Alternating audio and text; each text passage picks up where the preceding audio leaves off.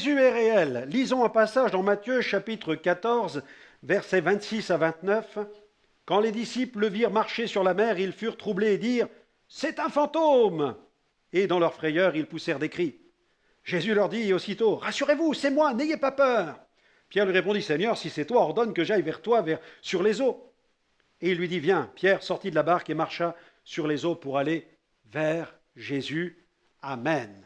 Le monde a désespérément besoin de découvrir Jésus tel qu'il est, réel. Malheureusement, dans le christianisme, Jésus n'a pas toujours été présenté tel qu'il est réellement. Les disciples, dans la barque, étaient bien fatigués. Ils ramaient depuis plusieurs heures. Ils venaient de servir de la nourriture à des milliers de personnes. Ils avaient assisté au miracle, un miracle, celui de la multiplication des pains, avec seulement 5 pains et 2 poissons, et une prière adressée au Père. Jésus, le Fils de Dieu, avait pourvu aux besoins d'une foule immense qui était affamée. Après cet événement extraordinaire, Jésus avait renvoyé ses disciples vers l'autre rive. Il s'était ensuite retiré à l'écart pour prier et il les a rejoints plus tard à la 4e veille de la nuit.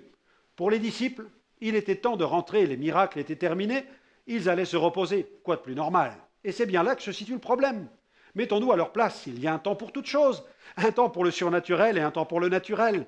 Mais Jésus a rejoint les disciples surnaturellement, car Jésus a voulu se révéler à eux tel qu'il est réellement.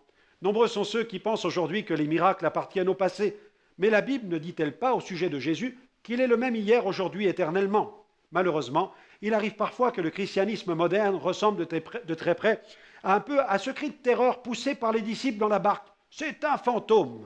Parfois même, certains pensent que les miracles ne sont plus pour aujourd'hui.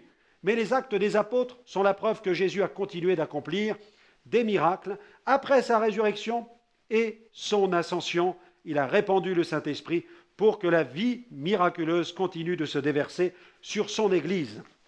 Alors j'aimerais vous recommander une prière pour aujourd'hui.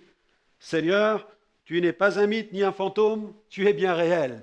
Et je te loue pour qui tu es, ce Seigneur et Sauveur merveilleux, ce Père qui prend soin de moi, cet ami fidèle et tendre.